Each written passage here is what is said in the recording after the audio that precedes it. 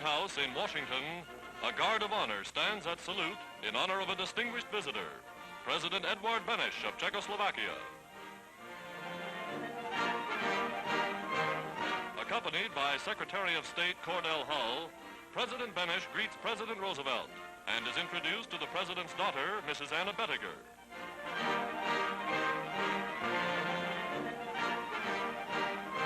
Members of the Cabinet extend a hearty welcome to the visitor. One of the great leaders of pre-war Europe and a fervent defender of democratic traditions, President Beneš works unceasingly to free his nation from the yoke of Nazi Germany. A second distinguished visitor arrives at the White House. On the heels of the Allied victory in Tunisia, Prime Minister Winston Churchill arrives in Washington for his 5th wartime conference with President Roosevelt and a discussion of plans for the next moves against the Axis.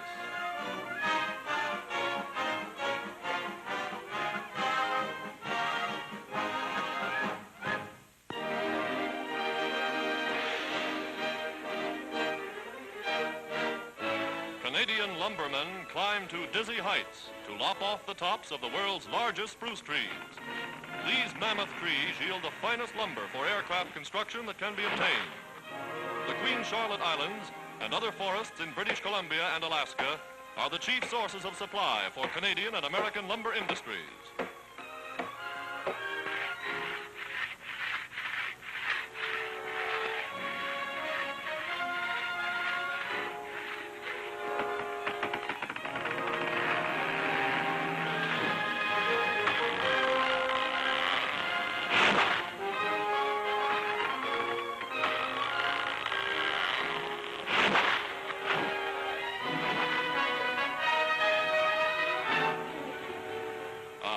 Tons of giant spruce, but it's the strongest lightwood in the world.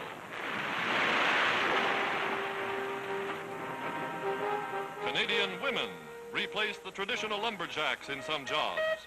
These girls work long, hard hours to get out the wood for the Allies' fastest bombers.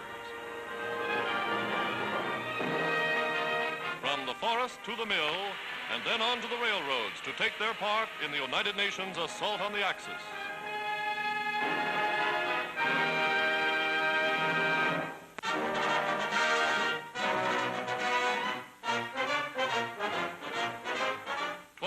Years ago in Washington, President Woodrow Wilson inaugurated the first regular air mail service.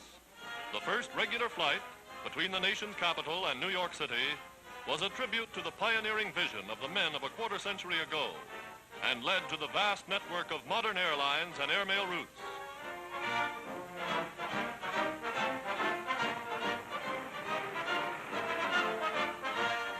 Today, Washington celebrates the silver jubilee of the foundation of the airmail.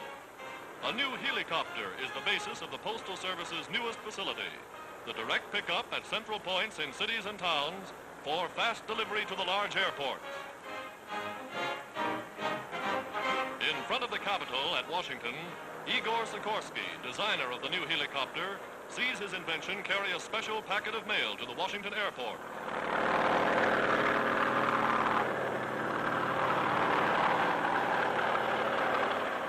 In the 25 years of its existence, the airmail has grown beyond all expectations, totaling 45 million pounds in a single year. There will be more airmail helicopters after the war.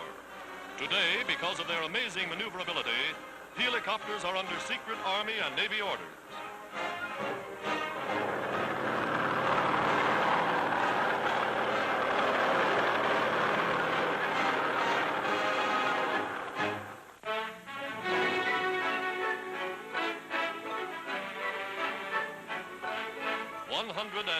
Tons of molten steel pour from an open hearth furnace at Henry J. Kaiser's new steel mill in California. This is the first steel ever produced on America's west coast and is indicative of the constantly expanding war industry of the United States. Kaiser, miracle man of merchant ship construction, witnesses the tapping from the first of the 6 furnaces, now furnishing steel for the sinews of war.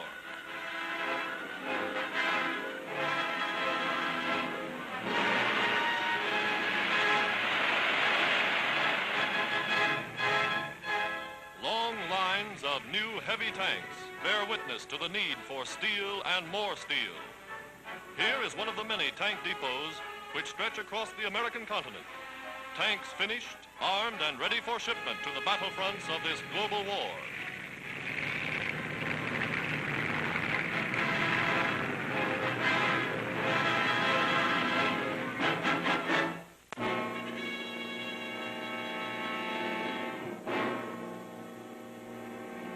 Action in the Aleutian Islands. With a well-established operations base at Amchitka Island, American troops practiced the invasion tactics which landed them on the Jap-held island of Attu. Cooperation between the Army and the Navy was responsible for the successful assault on this Jap-held island. Transport crews, gun crews, and troops in landing barges, everyone concerned, carry out the intricate operation designed to wrest the North Pacific island bases of Attu and Kiska from the Jap. Actual landings like this one have put American forces within bombing range of the Japanese mainland.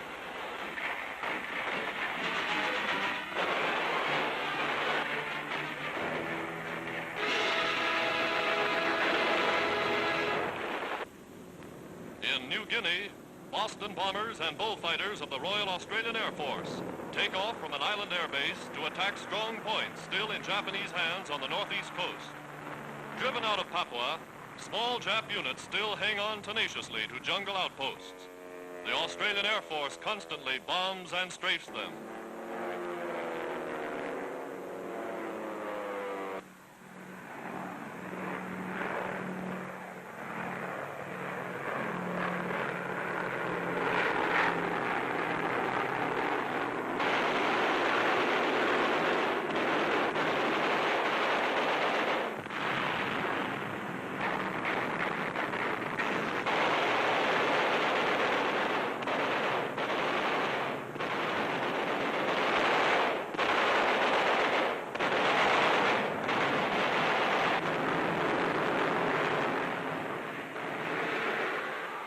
Jap positions at Mubo in a steep-sided ravine, the Australians drive in fearlessly.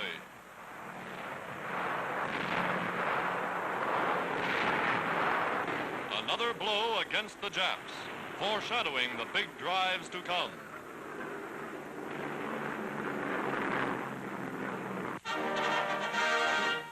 Somewhere in China, the 14th Air Force sees the second star of a major general pinned on the shoulder of their popular commander, General Claire Chennault. In turn, the general decorates heroes among his flying officers. This captain crashed in enemy territory, but made his way back safely to his base. Chinese pilots trained in the United States are attached to the force and congratulated by General Chennault. Pacific strategy calls for the rapid increase of Air Force striking power in China. In Washington, for strategic conferences, General Chennault receives the Mitchell Trophy for outstanding air achievement. His leadership of the famous Flying Tigers, who, as volunteers with the Chinese, harassed the Japs for months before Pearl Harbor. Following the complete collapse of Axis resistance in Africa, the Allied Air Force based in Egypt, Malta, and Tunisia pounds the shores of Italy's islands and the mainland of Italy itself. Flying fortresses streak across the Mediterranean to slash at Naples, Sicily, and Sardinia. Weak anti-aircraft fire doesn't stop this round-the-clock bombing of these stepping stones to the Allied invasion of Europe.